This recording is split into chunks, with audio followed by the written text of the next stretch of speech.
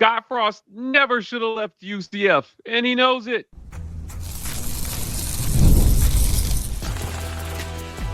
You are Locked On UCF, your daily podcast on the UCF Knights, part of the Locked On Podcast Network, your team every day.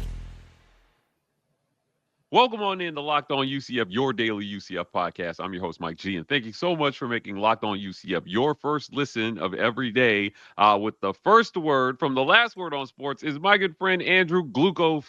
Andrew, it's the offseason, and although UCF is non-bowling, there's no shortage of news.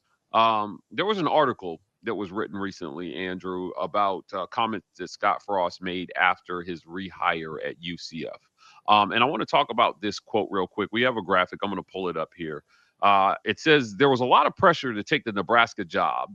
It was hard for me to leave UCF. It was emotional. You know, when you're climbing the ladder of success in life, they forget to tell you to stop when you're happy." This is a quote from head coach at UCF, Scott Frost, on returning to UCF, where he once had a lot of success.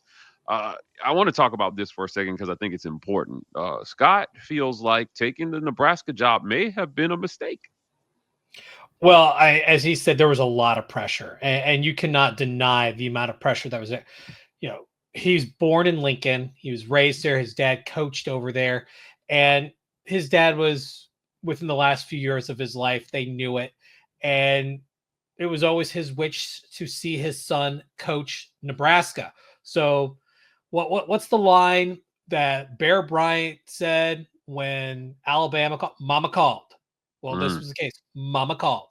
And it was hard pressed to say no. Look, University of Florida offered him the head coaching job before he took Nebraska's, and he said no. You know, he didn't want to leave UCF. You know, he felt he had a good thing there. He was happy. And look, I get it. You know, my 9-to-5 job is a very niche industry, and if you're good at it, you get recruiters knocking down your door on a regular basis, and that happens to me a lot. And sure, could I go and make more money elsewhere? Absolutely. But you know what? I'm happy where I'm at, so I don't take those jobs. I don't even really even entertain them. And you know, I think sometimes you have to screw up to kind of learn your lesson. And in Scott Frost's case, his dad has since passed away. That pressure to go back to Nebraska came and went because they're not coming back for him. So now there is a much there's really no pressure externally.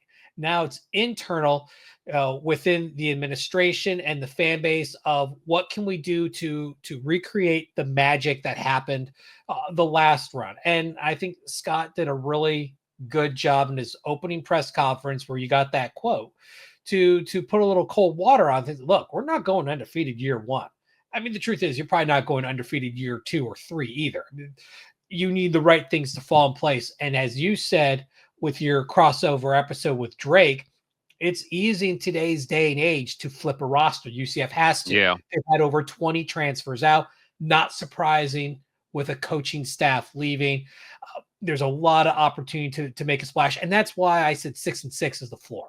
You know, Yeah, you know, went 4-8. Go ahead. Andrew, I'm sorry. I think that this plays into a bigger discussion about UCF becoming the job that coaches want to stay at and no longer being that stepping stone job. It started with the move from the AAC to the Big 12, and having a legitimate shot at winning a national title. Think about that 2017 team. A lot of people felt like, man, they should have had a shot. An undefeated UCF being left out of a 14 playoff even felt a little bit like, like they were done wrong. And so in today's 12-team college football playoff, I think that team definitely makes the playoff. But if you're Scott Frost, you're thinking, well, I'm chasing this bigger opportunity at this other school because if I can replicate that success, I have a chance to reach the pinnacle of college football, which is a national title, right?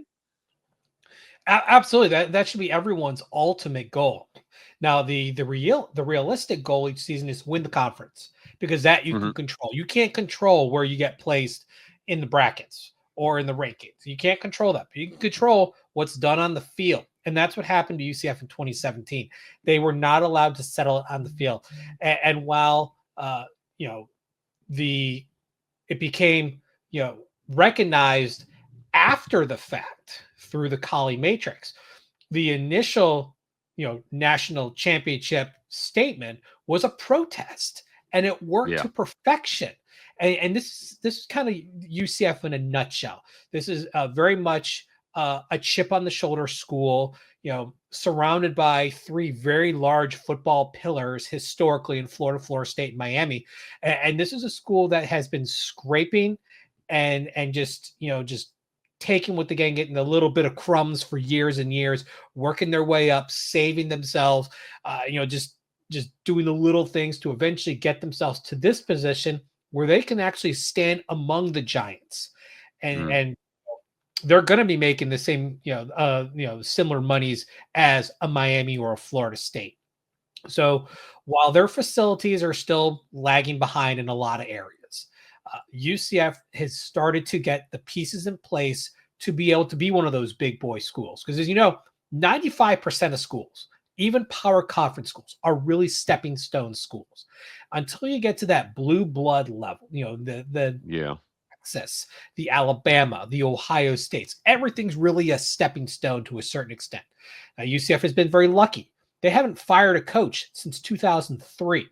George O'Leary came on in 2004, stayed until he left in 15, and he wanted to retire 2 years prior, which is a whole nother story.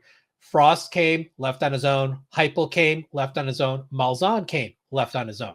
So, UCF hasn't had to deal with that other messy side. We kind of almost saw it in this offseason before Gus pulled the plug and left on his own accord.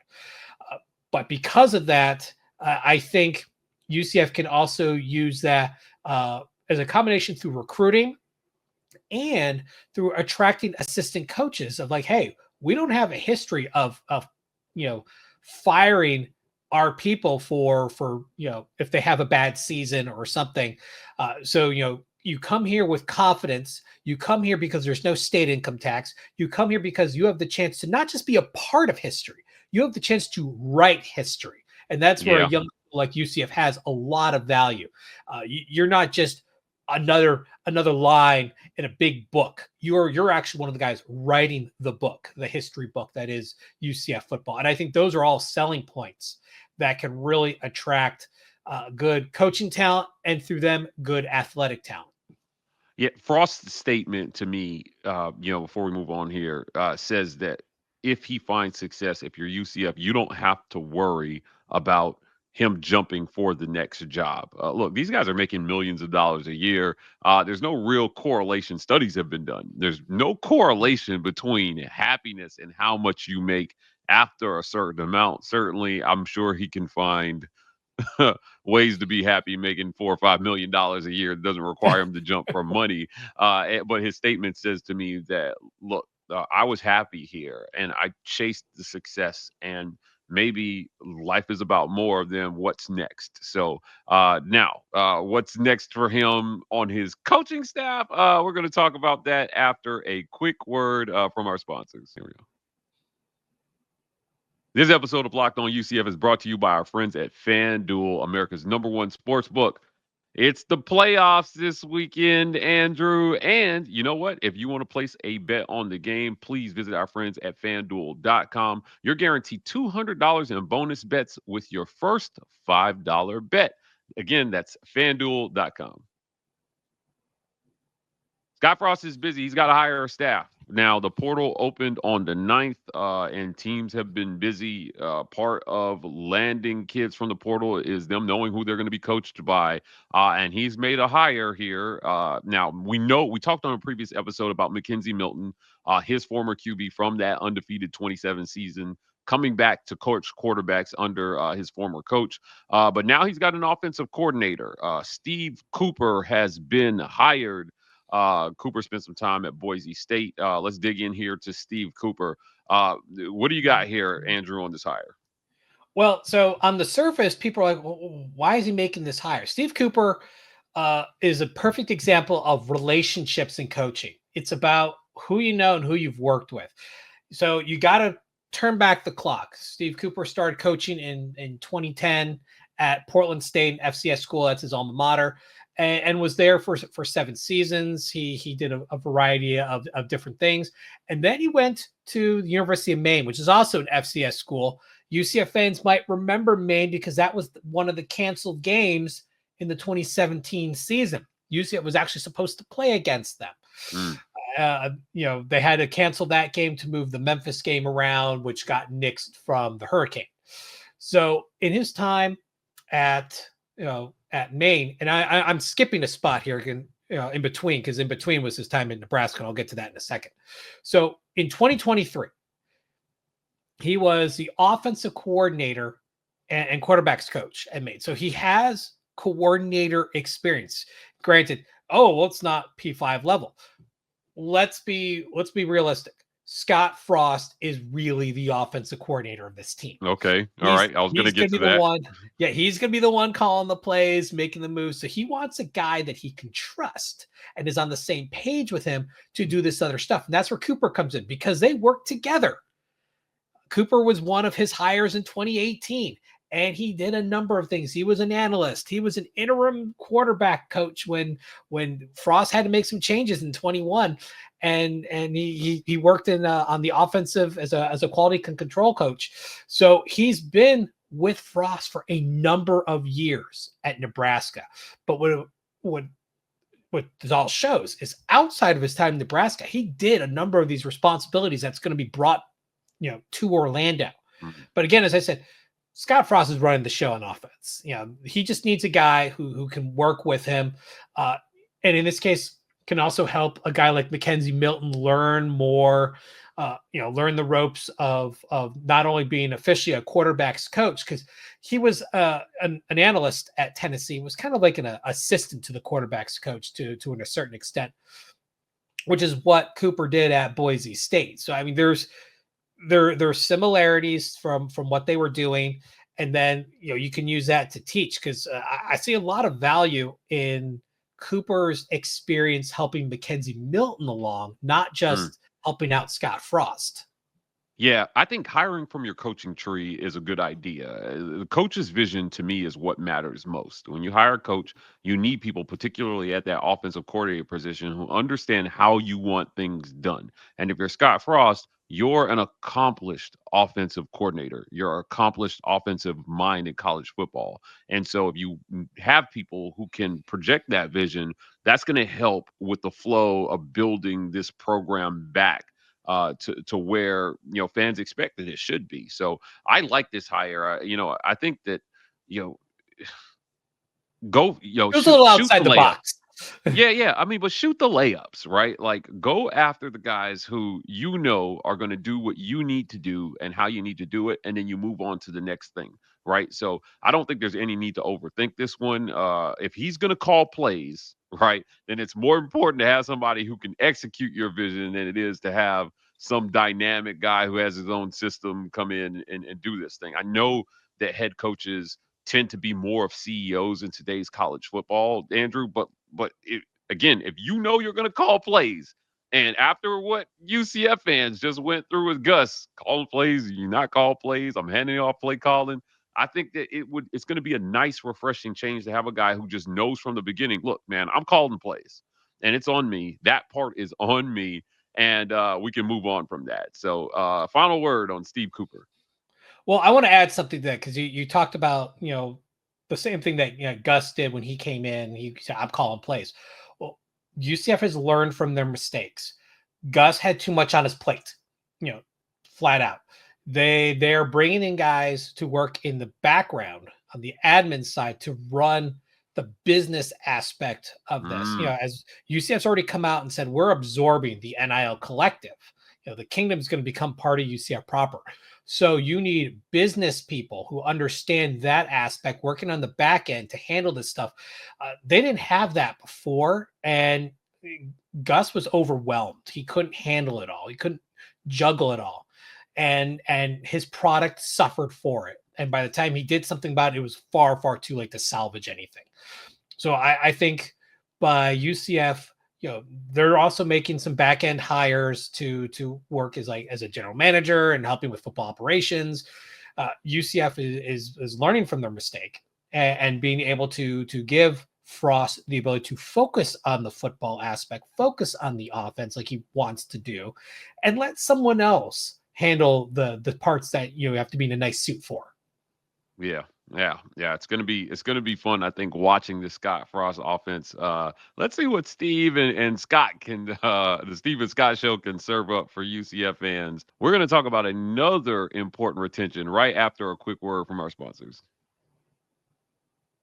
This episode of Locked On UCF is brought to you by our friends at the College Football Playoff. Andrew, it's the playoffs, and we've got lots of exciting matchups happening this weekend that we cannot wait to get to. So if you're watching the college footballs, we want you to know it's that time of year. The College Football Playoff is back, and with the newly expanded 12-team format, it's guaranteed to be bigger and better than ever, bringing you all the hard-hitting and high-flying excitement that you love. TNT sports coverage of the college football playoffs begins December 21st, starting with the college football playoff kickoff show presented by AT&T at 11 a.m. Eastern. Leading into our first matchup, the Southern Methodist University Mustangs battling the Penn State Nittany Lions at noon. Then the Clemson Tigers look to upset the Texas Longhorns in the showdown at 4 p.m. Eastern. Don't miss a moment of the action. Watch the college football playoff presented by Allstate live on TNT, True TV, TBS, and Max.